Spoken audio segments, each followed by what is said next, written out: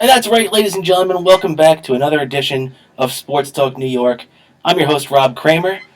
How could you have a better lead-in than Bill Donahue? I want to thank Bill for giving me that plug at the end, and always great to hear everything that he has going on in the first hour of Sports Talk 1240. But now I'm here, taking over in the second hour of Sports Talk New York, right here on WGBB.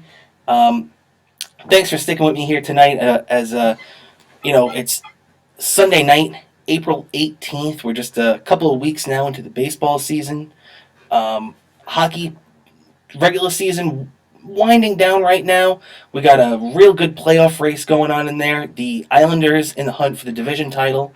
The Rangers in the hunt for the final spot, the fourth seed in this weird COVID playoff race they have now, where only the first four teams from the Eastern Division are going to make the playoffs. The Rangers currently sitting fifth, 4 points back. The Islanders are now 2 points back of the first place Washington Capitals, and the Islanders and the Philadelphia Flyers are currently playing right now as they were winding down. There were no score late in the game, but the Islanders would put one in overtime from Nicoletti, and the Islanders would get both points today to hold on.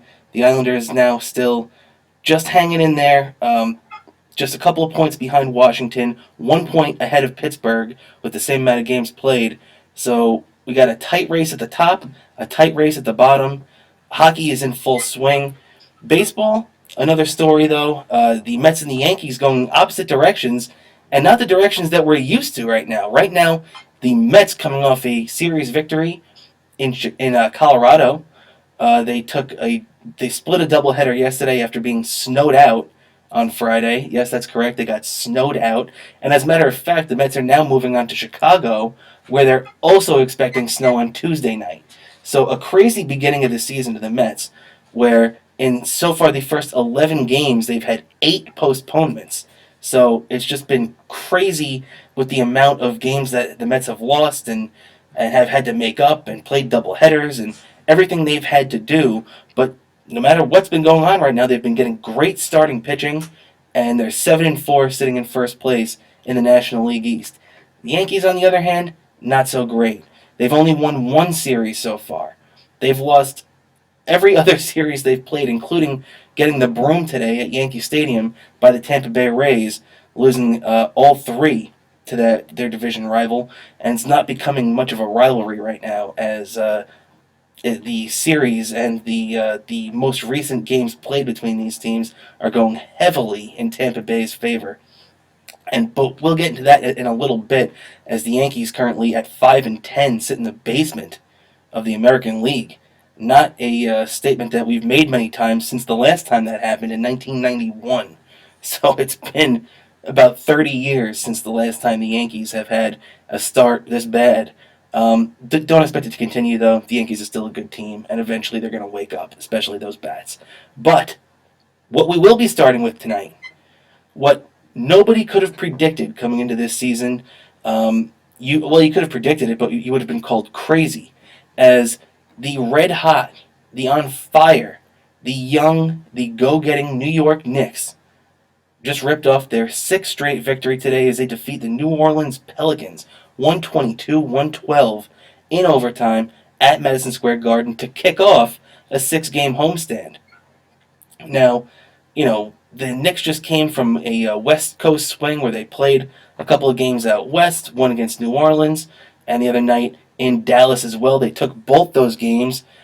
Julius Randle has been on a tear. 33 points today after dropping 44 on Friday against Kristaps Porzingis and the Dallas Mavericks. He's the first Knick since Carmelo Anthony to score 30-plus points in 4 straight games, and that was in 2014. He's the first Knick since 2009 when Nate Robinson had a game in which he scored 30 points, had 10 assists, and 5 steals in a game. Julius Randle's playing on another level right now, and I don't think a lot of people respect the fact of how good this guy has been this season for the Knicks. Last year, he came over, he played decent, 17, 18 points a game. He was a good player. I don't know if he was worth the money the Knicks were paying him last year. Now, he'd be worth the money if the Knicks were paying him double the way he's doing right now. He is just on a completely another level. He has gone from a good player to an elite player. And supposedly this all started with Tom Thibodeau challenging him to take his game to another level before this season began. If you don't know, Tom Thibodeau is the new coach for the New York Knicks. He took over for them just this past December when the season restarted. The season started when the season started late because of COVID-related issues. Um, so right now, the Knicks are on one of their best runs that we've seen in a long time. Now they went in halftime today. The Knicks were up by 13 and fell apart in the second half. It really looked bad, even with 5 or 4 minutes left in the fourth quarter. It really did not look like the Knicks were going to pull themselves together. Even as late as about a minute left, it looked like the Knicks were still going to lose this game. But boy, they just played hard. They hit shots. They played good defense. They sent the Pelicans to the line when the Pelicans were not hitting free throws, and the Pelicans hurt themselves time and time again. And the Knicks pulled it off in overtime. They took it. It was a last-second three-point shot that sent the game to overtime. New Orleans had one other opportunity to respond, couldn't get it done, sent the game to OT. The Knicks completely overwhelmed them in overtime, 122-112. Like I said, the six straight wins. The first time the Knicks have won 6 games in a row since March of 2014. It's even the first time since that long that the Knicks have won 5 games in a row. So unprecedented territory for the last really 7 years, 7+ years for the New York Knicks. They're 18-10 at the Garden this year. So this 6-game homestand, the last final game with the final 5 standing in front of them remaining, really bode well for this team. They seem to be very comfortable at home. They're 31-27 now. When you hear that record, it doesn't inspire you. Like when you look at the Nets record right now, they're 39-18. They're banged up a little bit. They got a couple of guys on the shelf. Kevin Durant got hurt today. Kyrie Irving, he's been on and off. They've got Harden coming back from an injury. So even with those injuries, still you can look at that Nets record and say to yourself, 39-18, that's a really good team that has a really good chance of performing well in the playoffs. When you look at the Knicks, 31-27 doesn't really tell the full story of what this team is and how this team has come together and the youth and exuberance this team has. This is a very, very talented team with a lot of raw talent out there. I mean, you have guys like guy's been injured, Mitchell Robinson. He's not even out there on this team. He had a tough injury a couple weeks ago, and they've replaced him well with center Nerlens Noel, who has really come into his own, just been a staunch defender in the paint for this team. He's coming down with rebounds. He's not going to provide much offensively, but he's going to be there defensively.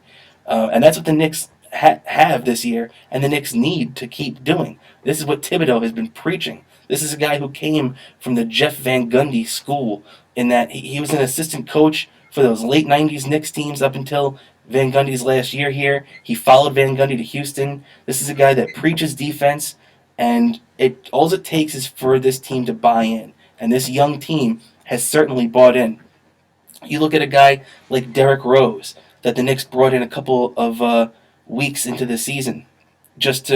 He's a veteran that you can rely on. He went out and dropped 23 points off the bench today, too. This is a guy that can still perform at a high level. This is a guy that can be in there and relay the messages that Thibodeau is trying to preach to these young kids. R.J. Barrett and, Emmanuel Quickley and a lot of these other guys that they're trying to get in there. Even guys like Frank Ntilikina, who they cycle in every once in a while. A guy like Emmanuel Quickley, who's quickly, no pun intended, becoming a real reliable guy off the bench, especially late in the games to hit free throws. He was 5 out of 6 for free throws today, and of his 8 points, so 5 of those 8 points came from the free throw line. This kid has been very impressive. He might not be. He had a couple of games earlier in the year where people were getting carried away with his expectations. This isn't going to be a guy that this year is going to average 20 points a game.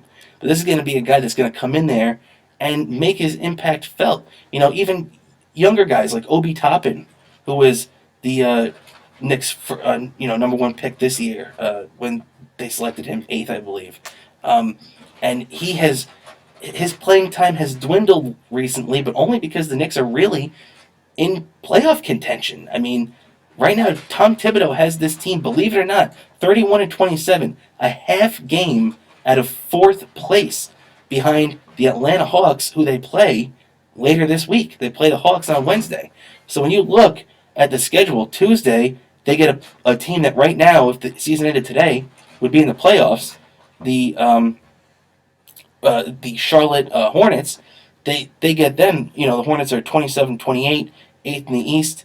That's a team that you keep your eye on because that's a team that still is tough. They're still a good team. There's a reason why they're in playoff position right now, even at a game under 500. But then the real test is going to be on Wednesday against the Atlanta Hawks, 31-26, fourth in the East at Madison Square Garden. Both those games at Madison Square Garden, by the way, like I said, the next 5 will be. So this is just something that the Knicks are going to have to really look forward to. And the way this team is playing right now, they're embracing every single moment. Congratulations to the Knicks. Winning 6 straight in the regular season will make you feel good. It doesn't necessarily accomplish the goal. You still want to make the playoffs. You don't want to collapse down the stretch. There's still, a few games left in this regular season until the playoffs start in a few weeks, where you really have to batten down the hatches, cross your T's, dot your I's, make sure this team is ready to go. And hopefully when you get there, you get a guy like Mitchell Robinson back. Hopefully when you get there, just that experience alone is going to be great for guys like Emmanuel Quickley and Obi Toppin and Frank Ntilikina and even Julius Randle, who's never played in a playoff game, and R.J. Barrett, of course. So I'm going to be saying a lot of these same things in a couple of minutes, actually, when I start talking about the Rangers and the role that they're on as the two Madison Square Garden teams really start to heat up in the late stages of their respective seasons. But I had to start off this episode by tipping my cap to Thibodeau and everybody on that Knicks team. They got a hell of a team over there right now. A team that everybody counted out coming into this season. Nobody thought the Knicks, when you look at a lot of these numbers too, I mean, the Knicks, this is just the 4th time since the 2012-2013 season that they've won 30 games. Now, this isn't a full 82-game season. I think they're only playing 72 games this year. But winning 32 games or 30 games is not a good season. That means you're still going 32-50, and that was Porzingis' first two seasons in the NBA. They went 32-50, and they went 31-51. The only other time was the last time they made the playoffs at 37-45. So, you can say what you want, but right now the fact that they're over 500, have 30 wins, and right now look like they're going to end the season over 500 and potentially make their way towards 40 wins, you got to be happy with how this is going, especially in Thibodeau's first year. This is a team that won 21 games last year, 17 games the year before. They went 17-65. That's as bad as you can be, ladies and gentlemen. And you got to tip your cap to Thibodeau and everybody on that Knicks bench for what they've done and the excitement that they're bringing to Madison Square Garden. And if we're going to be talking about excitement at Madison Square Garden, you know what? We might as well just turn the page to the New York Rangers. Because the New York Rangers have been on an absolute roll lately. They're 7-1-2 in their last 10 games. They've gotten 16 of their last 20 possible points. They just went out and completely dominated a 4-game series against the New Jersey Devils, becoming the first team in NHL history to record 4 straight wins in consecutive games against the same opponent. Hockey's not like baseball, where you play 3-game series and 4-game series. Usually it's like back-to-back games against the same team at most. You don't play 4 games. But in this weird COVID season, the way that this has just broken out this year is that the Rangers for some reason at this point in the year, played the Devils for 4 consecutive games over the course of about a week. And the Rangers won all 4 of them. They shut out Igor Shesterkin, got the shutout the first 2 games. Um, the Rangers won 6-3 yesterday at Madison Square Garden, and then they won 5-3 today in New Jersey. So Shesterkin became the first Rangers goalie to shut out the same opponent in back-to-back games since Lone Chabot did it in 1927. So you got to give that's something that's almost you're going back almost 100 years, and you got to really give him credit for that. This kid is really looking good. He came in short notice today when Georgiev got hurt at the end of the first period and played well, but then luckily for the Rangers, Georgiev came back and finished out that game and looked pretty well doing it, even blowing a 3-0 lead. But you got to remember too, the Devils are a desperate team right now and did not want to be embarrassed for the 4th straight game on their home ice. And unfortunately for them, but fortunately for the Rangers and their fans, they did. A lot of fun things going on right now with the Rangers. I mean, they're scoring goals like nobody's business. They're just completely out of control with that. You have Artemi Panarin, who's only played in 34 games this year, has over 50 points. He's averaging over 1.5 a game, which is up there with Jaromir Jagr and Jean Rattel for, Jean Rattel in 1972 scored 109 points in 63 games. That's good for the highest points per game that a New York Ranger has ever had in his career. And right now it looks like Artemi Panarin is at least going to challenge that, as he had another great game today. He just is incredible, worth every penny the Rangers spent on him in the free agency period from 2 years ago. And right now he's helping these other guys get in too. You see Kravtsov got in. He had his first NHL goal today. Lafreniere scored his 8th goal of the season today, the number 1 overall pick from last season. Zibanejad had the game winner. I know Zibanejad's an up-and-comer, but Hedl had a couple of assists. This team looks primed and ready, and I'm telling you right now, much like the Knicks, and I think the Rangers more so than the Knicks, the Knicks would be very tough in the playoff against really any opponent, but they're probably not gonna beat the Nets in a 7-game series. They're definitely not gonna beat the Lakers in a 7-game series. But you know what? On the other hand, I think the Rangers could beat the Capitals in a 7-game series. I think the Rangers could beat the Islanders in a 7-game series. So it doesn't necessarily mean I think it's going to happen, but I think the Rangers have a good shot at it. The Islanders, still on paper, are the more experienced, better team. Same thing with the Capitals. The more experienced, better team, probably to a certain extent, at least on the Islanders' part, better coached. Even though I do like the Rangers head coach David Quinn, but when you're a guy like Barry Trotz, who is up there at the number 2 or 3, win leader all-time NHL coaches, you can't necessarily say a guy that's in his 3rd year is going to be coaching his team better, because Barry Trotz is a hell of a coach.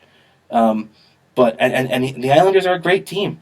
Especially don't forget about the trade they made with the Devils, which everybody really thought that the Devils were going to be hanging it up after that, which they did really for the first 2 games against the Rangers, getting shut out. But when you look at this Islanders team with Travis Zajac and Kyle Palmieri, those are 2 really good, tested veterans who have been there in the past. They, you stick them in the Islanders lineup. The Islanders are really going to be hoping soon that their captain comes back, riding in on that white horse to save them in the postseason, to add that little bit of extra spark. He's not going to be here for the rest of the playoffs, for the rest of the regular season, but maybe he'll show up at some point in the playoffs for them. But even when you look at that Devils series, at this Devils team, it's still an NHL team. They're still going to go out there and play tough hockey, and the Rangers still took care of them, even though Blackwood played very well for a goalie with not much of a team in front of him. So, right now the Rangers, like I said, 7-1-2 their last 10 games. They're 23-16-6, 52 points, trailing the Boston Bruins, who are 25-12-6 and have 56 points. by 4 points. The Bruins have also played 2 less games than the Rangers, so it could be worse than that. And the Bruins have been hot lately. The Bruins took back-to-back games from the Islanders. The Bruins beat the Capitals 6-3 today. The Bruins have a very young goalie who's playing very good right now. This is it's the Bruins are a good team, especially picking up Taylor Hall. A lot of people forgot how good Taylor Hall is. When you go to Buffalo, people forget about you. You know, Kyle Okposo got hurt, and he's going to miss the remainder of the season. It looks like, and people forgot he's in the league. And he was a really really good player when he was at the Islanders. So, if you're looking at the playoff race as a Ranger fan, they're going to need help. They're going to need help. There's 12 games rest in the season. They're going to need help to get in there, but it doesn't mean it can't be done. As long as the Rangers keep winning their games, it can happen, and it's all going to start on Tuesday, as now they had this 4-game soft schedule with the Devils get out of the way. They got 8 out of 8 points, exactly what they needed to do, and now the Islanders and everything else start on Tuesday. They got to make sure that they beat the Islanders on Tuesday, because the Islanders' playoff spot is solidified for the most part, unless they really go in the tank over the next month or so. The Islanders are look pretty locked in at either being potential division winners or at least maybe number 2 or 3. The Islanders are going to be there. The Rangers, on the other hand, they're going to need a little help, and they're going to need a little grit to get these last few weeks under their belt. Or it could be like last year, where if the Rangers didn't get helped out by the whole COVID situation expanding the playoff format, the Rangers, especially with that Kreider injury, probably would have missed the playoffs last year. A year ago this time, I don't know if I would have said the same thing, because I really, really was blown away by how the Rangers looked. But if you really think about it, especially without Kreider at this time last year, Rangers probably missed the playoffs. But different year, different story. Let's see what the Rangers can do. And just like I mentioned Alexis Lafreniere before, the 2020 number 1 overall draft pick that the Rangers had.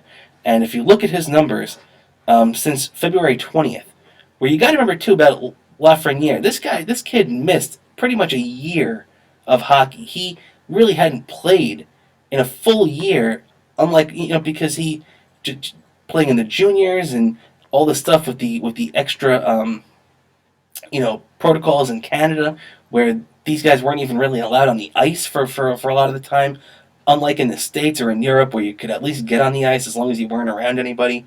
But in Canada, it wasn't the same, and Lafreniere, it took a little while to find his game, but it looks like the Rangers really got another young stud on their hands right now with Lafreniere.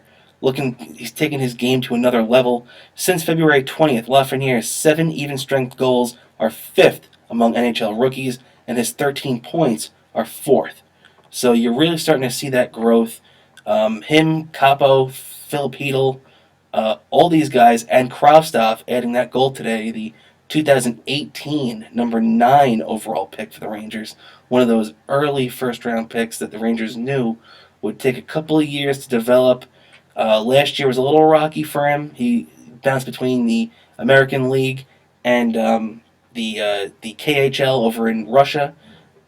He's back here now, and he's playing great. And it's great to see him on the ice, as the 2 surging Madison Square Garden teams are just on fire right now. And at least the Knicks look like they're heading to the playoffs, and it'd be great if we could get the Rangers in too. And then who knows if things break the right way, the Islanders win the division and the Rangers finish 4th, then in the first round of the playoffs this year, we're going to be seeing a Rangers-Islanders playoff series. That would be the first time a Rangers and Islanders playoff series has happened since 1994, when the Rangers swept the Islanders out on their way to the Stanley Cup that year. So, and the Islanders have, there have been a couple of instances in the past too where the Islanders knocked them out.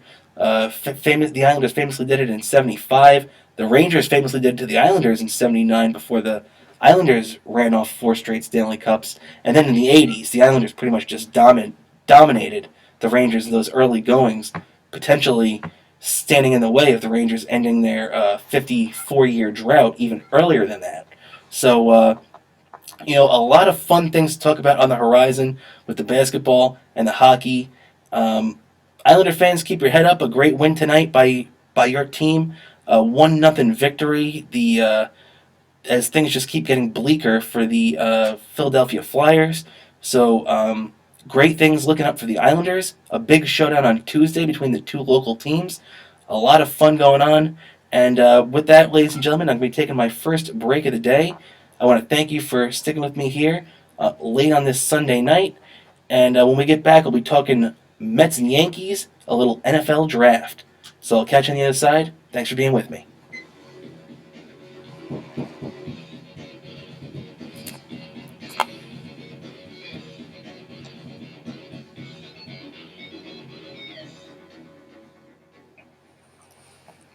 You're listening to Sports Talk New York.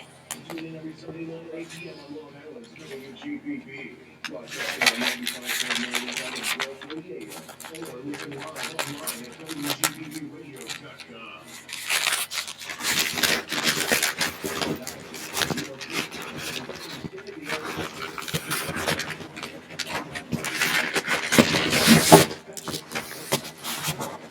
Country Foot Care can be reached at 516-741-BEACH or online at countryfootcare.com. Stay connected to Sports Talk New York on WGBB by following us on Facebook, Twitter, and Instagram at WGBB Sports Talk. Unflippable, unflappable, unleakable. The Gustbuster is the only umbrella that won't flip inside out, rip, tear, or leak. Capable of withstanding winds over 55 miles per hour. All of our umbrellas are constructed of the finest quality materials and backed by a limited lifetime guarantee. What are you waiting for? Visit GustBuster.com and get your Gustbuster today. You're listening to Sports Talk New York on Long Island's WGBB. And now, back to the show.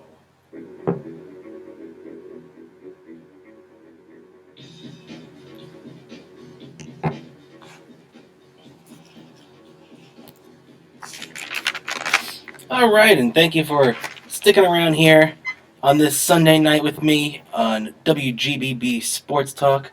Right now, Sports Talk New York on the WGBB radio network here. The oldest Long Island radio station, by the way, so love WGBB. Thanks for tuning in here. We still got a lot to get to right now as the NFL draft is happening this Thursday night. The Jets have the number 2 overall pick. The Giants are right in there at 11. So there's a lot of stuff to get into with that. But before we get into that, though, I want to start talking about some baseball as we've had a lot of baseball for some teams over the last couple of weeks, as it looks like currently the Yankees have played 15 games so far. The Mets have played 11. I'm surprised it's even that close with the amount of times the Mets have been rained out or snowed out or COVIDed out, as the Mets, the first 3 games of the year against the Washington Nationals, got wiped out due to the Nationals having a COVID outbreak on their team. The Mets have been rained out 3 times. They've been snowed out once, and they're keeping their fingers crossed and hoping that on Tuesday they're not going to be snowed out again. So right now, Mother Nature is not being friendly to the Mets going early on this year, but it looks like they're going to be settling things down, and hopefully, once they always say April showers bring May flowers, and no team in baseball right now is hoping that statement is true more than the New York Mets, because they're sick of sitting on their hands. But you know what? They're 7-4, and I'm not complaining. They're winning most of their games when they go out there, and they look good doing it for the most part, aside from hitting. But we'll get to that in a minute. Right now, I want to start off with the Yankees and just the very strange start the Yankees have had. A very un-Yankees-like start. The Yankees lost 4-2 today to Tampa Bay. Just a really devastating loss for the team. They had Garrett Cole starting today for their team. He's their $300 million man.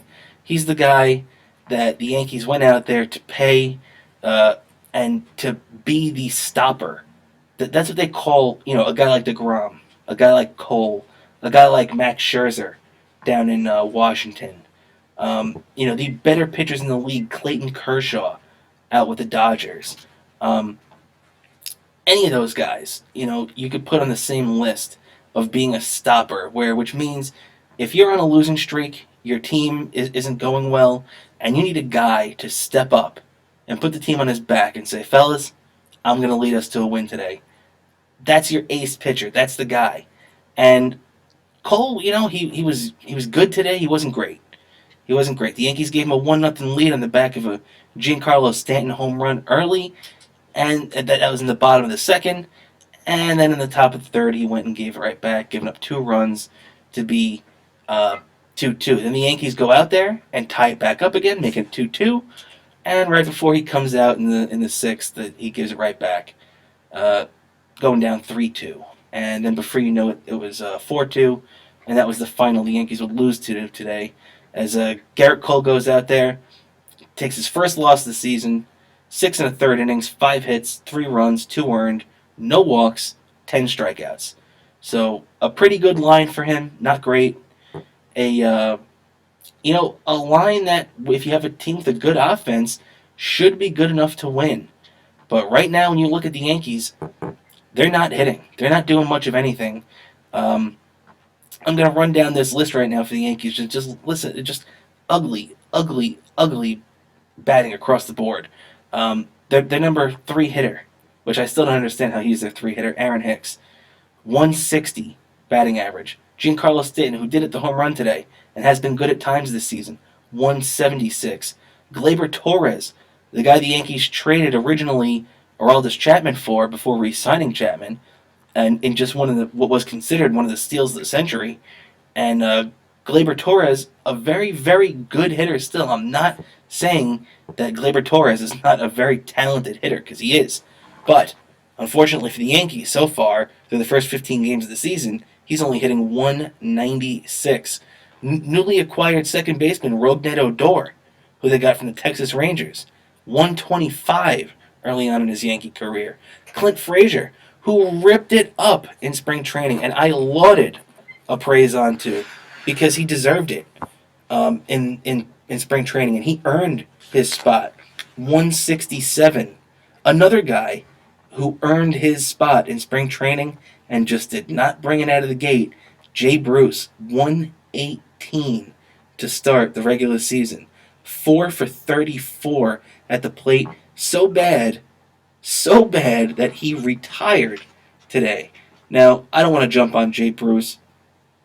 Great major leaguer, former Met, a guy who was on that 2016 wildcard team that lost to the Giants in the wildcard playoff game. But Jay Bruce, struggled down the stretch, but was decent. He had a couple of big hits. He was on that team. I'll give him credit for it. He had a great year for the Mets the next year before getting traded, hitting 29 home runs in the regular season for them. But Jay Bruce just was not cut out to be the Yankees' first baseman as he retired. But if you look at this, though, Jay Bruce, his OPS was 467, and the Yankees, 466. And if you look at the Yankees' number 3 hitter, Aaron Hicks, his OPS is 476. So I don't know if that's boding well for the Yankees right now. But when you look at their lack of hitting, I mean, you've got, obviously, LeMahieu, who's hitting 286. He's doing good. Judge is hitting around 250. He's been okay. Urshela has brought that batting average back up the last few days. Gary Sanchez has actually been hitting this year out of nowhere. Higashioka, the Yankees' backup catcher, has done a phenomenal job off the bench this year for them. But the guys they need, Hicks, Stanton, Torres, Frazier, not doing it at all, not cutting it out. And now all that badness is even before I get into the badness of what the Yankees have done in their recent times against the Tampa Bay Rays. The Yankees have now been swept by the Rays at Yankee Stadium back-to-back years for the first time ever 2020 and 2021. They were swept three straight at Yankee Stadium at least once. Tampa Bay has now won 15 of the last 18 regular season games against the Yankees. 15 of 18. They're 15-3.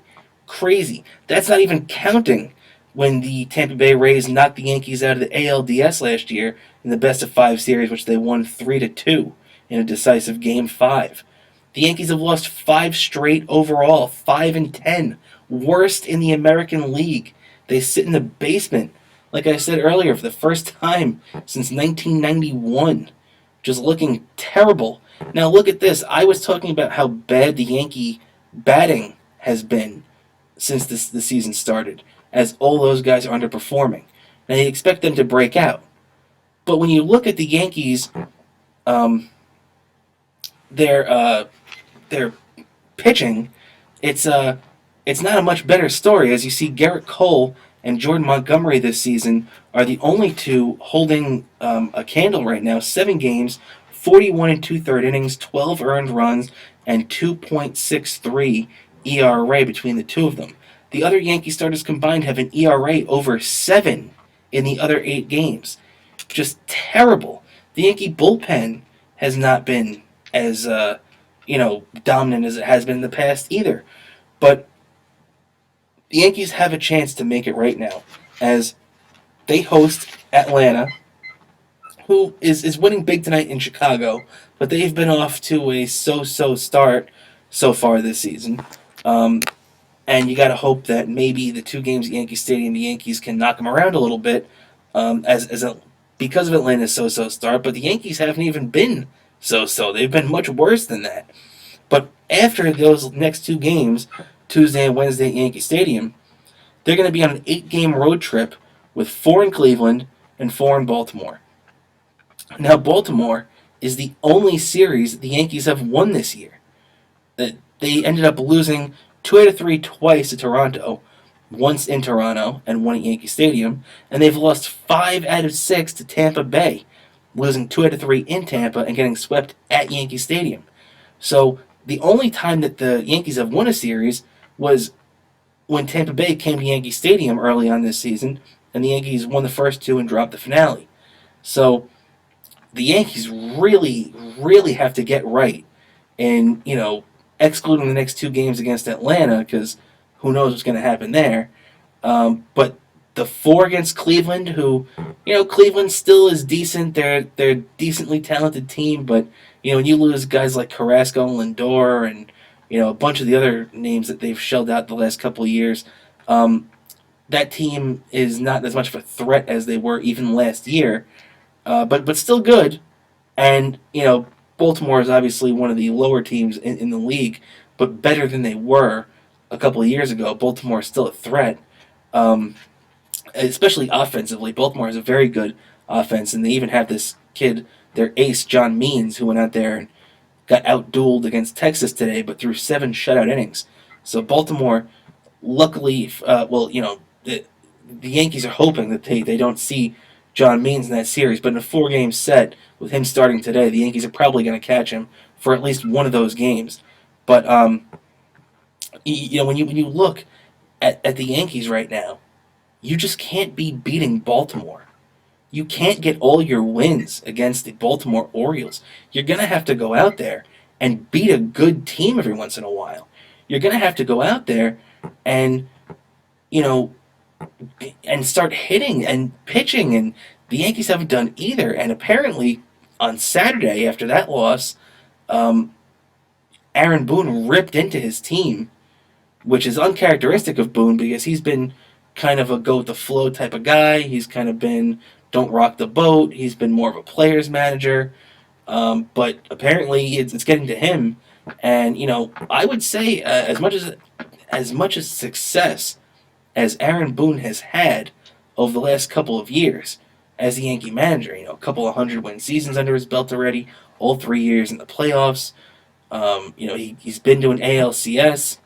Unfortunately for them, it ended on that Altuve walk-off in Game 6 of the ALCS. The Yankees were 2 wins away from getting to the World Series. Didn't work out. I personally am never, at this point, going to call for Aaron Boone's job. I think he does a good job. I think he fits that team well. But don't be surprised if the Yankees continue to underperform. If there starts to be circulations of rumors and innuendo about Aaron Boone being replaced, I don't know who by, or I don't know who'd be making the decision, if it would be one of the Steinbrenners, if it would solely be Cashman's call. And also, too, I personally feel that Brian Cashman is one of, if not the best GM in baseball. But you know what? When you look at this Yankee team, one of his drawbacks have been building a solid starting rotation. And I think something that he didn't even realize this year was letting Masahiro Tanaka go back to Japan could come back to really bite the Yankees in the butt, because the Yankees starting rotation is not deep outside of, believe it or not, Jordan Montgomery, who I like, but I didn't think Montgomery was this good, and Garrett Cole. And when you get outside those two, and you look at like a Jameson Taillon, who's a good pitcher, no doubt about it, but I don't know if he's fully back yet. Corey Kluber, I don't know what years to expect out of Corey Kluber, because he doesn't look like the old Corey Kluber. He does for like an inning or two or three, but then I mean his cue right now has been falling apart in like that fourth inning. It kind of reminds me of like Matt Harvey when he came back, where he'd look on fire for 2 innings, and you're like, wow, it's the old Harvey back. And then the fourth inning, the wheels just fall off. So I don't know. And I'm not saying that Corey Kluber cannot straighten himself out, because he too is coming off a couple of injury-plagued seasons. So a month from now, if Jameson Taillon and Corey Kluber figure things out, the Yankees could be sitting in a much better, enviable spot. But as for right now, 15 games into this season, where this is New York, baby, this is what have you done for me lately, and the answer for the Yankees right now is not much. So the Yankees have got to straighten themselves out, and they got to figure this thing out pretty quick. And a team right now that on the offensive side of things isn't doing that much, but is pitching their brains out right now, is the New York Mets. The National League New York team right now is sitting in first place. As when you look at the blizzard that they landed in on Friday at Coors Field, at Denver Airport, on their way to Coors Field on Friday, you definitely would have thought that there was no way they were playing any games this weekend in Denver. But somehow, as the strange weather in Denver works out, they didn't play on Friday. They played a very cold doubleheader where the temperature started off in the 40s, and by the time the games really got underway, was dipping deep into the 30s. And a lot of guys were freezing their heads off. But, they ended up getting out there. They split the doubleheader. It was a tough way to lose the nightcap, as Jacob Barnes gave up a 3-run homer to Fuentes in the 8th inning that really put the game in the way. It made a 4-2 game, a 7-2 game, and actually even before that, it would have been 3-2 with the Mets with a chance to come back and tie it, but Jacob Barnes induced a double play ball where the Mets had the shift on, and the second baseman wasn't where the second baseman would normally be. So the ball went right into the outfield, a run scored, and the rest is history. But it was great in the first game of that doubleheader where Jacob deGrom went out and just had an incredible game. 6 innings, 14 strikeouts, just complete domination. He threw really one bad pitch that day. And DeGrom, he let 3 unearned runs, but was still just bearing down and made every pitch, kept his team in the game, did everything he could. And then Jonathan Villar tied the game with a base hit, and before Francisco Lindor, the Mets $300 man, as opposed to the Yankees $300 man, Garrett Cole, Francisco Lindor ripped a base hit, probably his biggest hit as a Met thus far, that he's off to a rough start too. He's only hitting about 189 right now. But that game-winning hit for DeGrom, I'm sure a lot of Met fans would take that hit over a lot of other spots because DeGrom needed that win. DeGrom went to 1-1. He's got a 0.45 ERA. Now, then when you look at today, the Mets ended up winning today, 2-1. Eight just dominant innings from Marcus Stroman. As Marcus Stroman went out there, 8 innings, 3 hits, 1 run, 1 walk, 5 strikeouts. He's got a 0.90 ERA. He's 3-0. Stroman just complete domination at Coors Field as the uncharacteristic statistic for a pitcher, as he's got a 1.64 ERA in 3 starts there. And if you know anything about Coors Field in Denver, because they're so high above sea level, the ball, on average, travels about an extra 20% in the air. That means, I heard them explaining it today, where if you have a 350-foot outfield fence, it really plays a lot more like a 315-foot outfield fence or a 310-foot outfield fence. And that really comes into play a lot, especially in a ballpark like that where the ball could just jet out. But for some reason, DeGrom really pitched great there yesterday, and Stroman followed it up today. As a matter of fact, after both of them have made a Coors Field start, which usually demolishes pitchers' ERA. I mean, I saw a statistic yesterday where Max Scherzer and Clayton Kershaw, both great pitchers, both have career ERAs over 5 at that ballpark. Now DeGrom has one around 2, and Stroman has it under 2. When you look at this season as a whole, though, DeGrom and Marcus Stroman have combined for 40 innings pitched, 21 hits, only 3 earned runs, 6 walks, and 46 strikeouts. That combined, they have a 0.68 ERA. Just phenomenal, out of this world numbers, especially when you consider that a third of those starts, 2 of the 6, have come in Coors Field. So just completely crazy. And then that completely goes on top when you look at some of the Mets. I mean, I'm going to mention Brandon Nimmo off the top because Brandon Nimmo is just, he's off to an incredible start. A 10-game hitting streak, hitting .447 with a .543 on-base percentage. Crazy numbers. But the rest of the Mets lineup really isn't hitting that much. As I mentioned, Lindor hitting 189, but he had the game-winning hit. But then when you look at 3 of their big lefties, Dom Smith, Conforto, and McNeil, they're hitting 229, 200, and 176 respectively. So Dom Smith doesn't seem to be doing much against anybody but Philadelphia pitching. Conforto doesn't seem to be doing much against anybody. And McNeil, while he's showing signs of life, still is not the 320 hitting Jeff McNeil that Met fans have become accustomed to over the last 2 to 3 years. So, another encouraging sign, Edwin Diaz having a pretty easy inning, getting a save for a second straight day. Also, James McCann threw out Trevor Story stealing to end the game today. That's the first time that's happened that I can remember in a long time for the Mets. As when you see McCann and you look at this, that's the third base runner that James McCann has thrown out so far this season. And he's only played 8 games. Last year, in their 60-game season, the Mets only threw out 8 runners all year.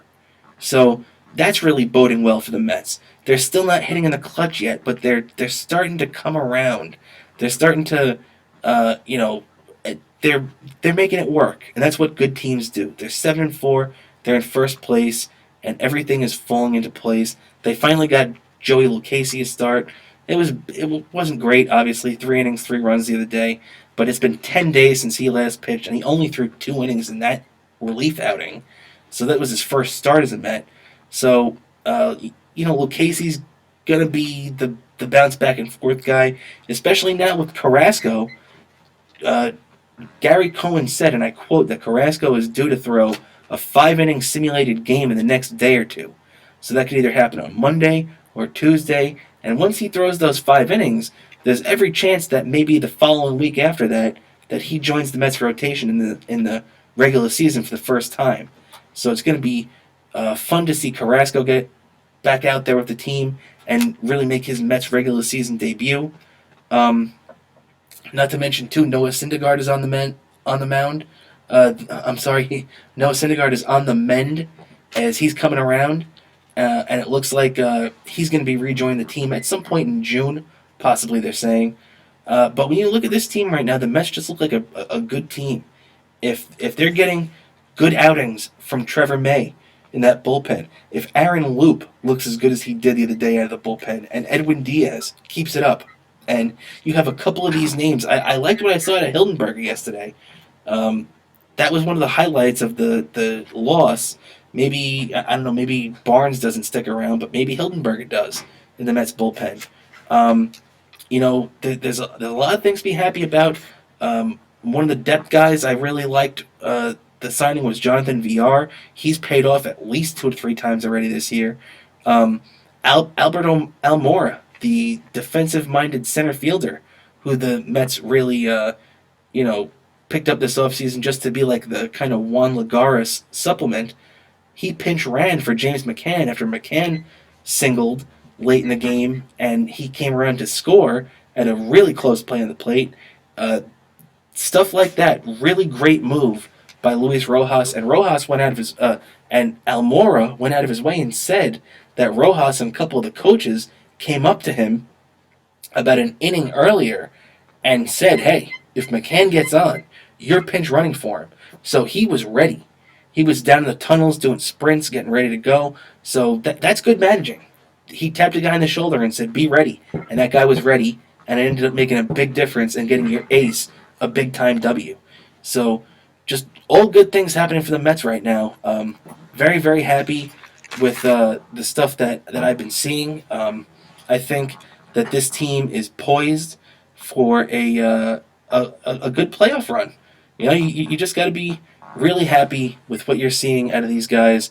I really also, as I finish up with the Mets here, they're going to be in Chicago for the next couple of days, so a chance to get right against a team that's struggling out of the gate. So really, really, and then after that, Mets come home for Washington, who's been struggling, and then 2 against the Red Sox. So you always like to see Mets-Red Sox games, Mets-Nationals games, and Mets-Cubs games. So get ready for the next week, Mets fans. It's going to be fun.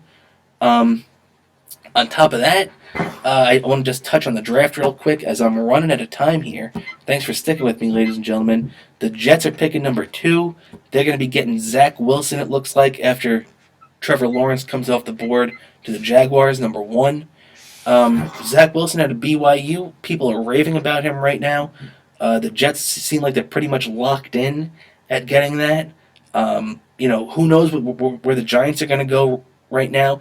At 11, a lot of mock drafts have them picking the wide receiver at Alabama, Jalen Waddle. So it'd be nice to see where the Giants go there, because they could use some more dynamic playmakers on the outside. So it wouldn't surprise me if they either went for an offensive lineman to protect not only Daniel Jones, but open up holes for Saquon Barkley, and or add a little more talent to the outside and pick up that receiver. So that's a possibility.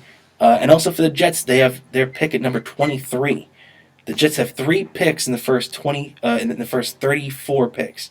So it's going to be real interesting to see where they go. A lot of people are saying that they're going to be taking Greg Newsome out of Northwestern, the cornerback who's experienced some injuries. So it'd be nice to see if the Jets went that route. Also, offensive linemen. There's a couple of guys a couple of ways they could go. Vera Tucker at USC. There's a couple of guys out of Alabama. Landon Dickerson. Also Notre Dame. A couple of offensive linemen there too they could go to, and also for that third round, that second round pick, maybe the running back for Clemson's Trevor Lawrence, Travis Etienne. So very interesting to see where these teams go. Right now it's all speculation. I'm sure you can find a mock draft for anywhere you go, in the world right now, because that's what people are talking about. But ladies and gentlemen, It's just about time to get out of here. Thanks for sticking around with me. Thanks for Brian Graves behind the glass, the lead-in for Bill Donahue, and Rob for having me on WGBB. Thanks everybody for tuning in. Don't forget, Spotify. Check out Michael Christadora Critic. He's going to have a great podcast coming out this weekend. Don't miss it. Have a good one.